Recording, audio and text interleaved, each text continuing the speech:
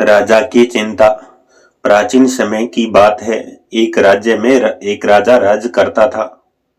उसका राज्य सुख वैभव से संपन्न था। धन धान्य की कोई कमी नहीं थी। राजा और प्रजा खुशी खुशी अपना जीवन यापन कर रहे थे। एक वर्ष उस राज्य में भयंकर अकाल पड़ा। पानी की कमी से फसलें सूख गई। ऐसी स्थिति में किसान राजा को लगान नहीं दे पाए। लगान प्राप्त न होने के कारण राजस्व में कमी आई और राजकोष खाली होने लगा। यह देख राजा चिंता में पड़ गया। हर समय वह सोचता रहता कि राज्य का खर्च कैसे चलेगा। अकाल का समय निकल गया। स्थिति सामान्य हो गई, किंतु राजा के मन में चिंता घर कर गई। हर समय उसके दिमाग में यही रहता कि राज्य में पुनः अकाल पड़ गया तो क्या होगा। इसके अतिरिक्त भी अन्य चिंताएं उसे घेरने लगी। पड़ोसी राज्य का भय, मंत्रियों का षड्यंत्र जैसी कई चिंताओं ने उसकी भूख प्यास और रातों की नींद छीन ली। वह अपनी इस हालत से परेशान था, किंतु जब भी वह राजमहल के माली को देखता तो आश्चर्य में पड़ जाता। दिन भर मेहनत करने के बाद वह रूखी सूखी रोटी भी छक कर खाता और पेड़ के नीचे मजे से सोता। कई बार राजा को उससे जलन होने लगती।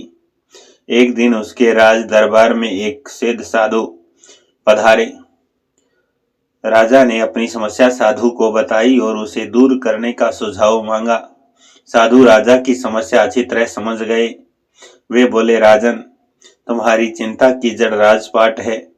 अपना राजपाट पुत्र को देकर चिंता मुक्त हो जाओ। इस पर राजा बोला, गुरुवर, मेरा पुत्र मात्र 5 वर्ष का है। वह अबोध बालक राजपाट कैसे संभालेगा। तो फिर ऐसा करो कि अपनी चिंता का भार तुम मुझे सौंप दो। साधु बोले। राजा तैयार हो गया और उसने अपना राजपाट साधु को सौंप दिया। इसके बाद साधु ने पूछा, अब तुम क्या करोगे। राजा बोला, सोचता हूं कि अब कोई व्यवसाय कर लूं, लेकिन उसके लिए धन की व्यवस्था कैसे करोगे। अब तो राजपाट मेरा है, राजकोष के धन पर भी मेरा अधिकार है, तो मैं कोई नौकरी कर लूंगा। राजा ने उत्तर दिया, ये ठीक है, लेकिन यदि तुम्हें नौकरी ही करनी है तो कहीं और जाने की आवश्यकता नहीं। यही नौकरी कर लो। मैं तो साधु हूं, मैं अपनी कुटिया में ही रहूंगा। राजमहल में ही रहकर मेरी ओर से तुम ये राजपाट संभालना। राजा ने साधु की बात मान ली और साधु की नौकरी करते हुए राजपाट संभालने लगा। साधु अपनी कुटिया में चले गए। कुछ दिन बाद साधु पुनः राजमहल आए और राजा से भेंट कर पूछा, कहो राजन, अब तुम्हें भूख लगती है या नहीं, और तुम्हारी नींद का क्या हाल है। तो गुरुवर, अब तो मैं खूब खाता हूँ, गहरी नींद सोता हूँ। पहले भी मैं राजपाट का कार्य करता था और अब भी राजपाट का कार्य ही करता हूँ। फिर ये परिवर्तन कैसे। ये मेरी समझ के बाहर है। राजा ने अपनी स्थिति बताते हुए प्रश्न भी पूछ लिया।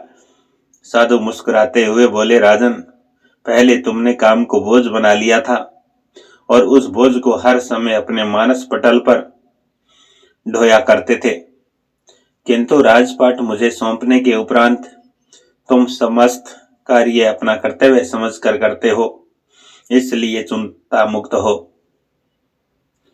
शिक्षा। मित्रों, जीवन में जो भी कार्य करें अपना कर्तव्य समझकर करें, न कि बोझ समझकर। यही चिंता से दूर रहने का एकमात्र उपाय है। सदैव प्रसन्न रहिए। जो प्राप्त है पर्याप्त है।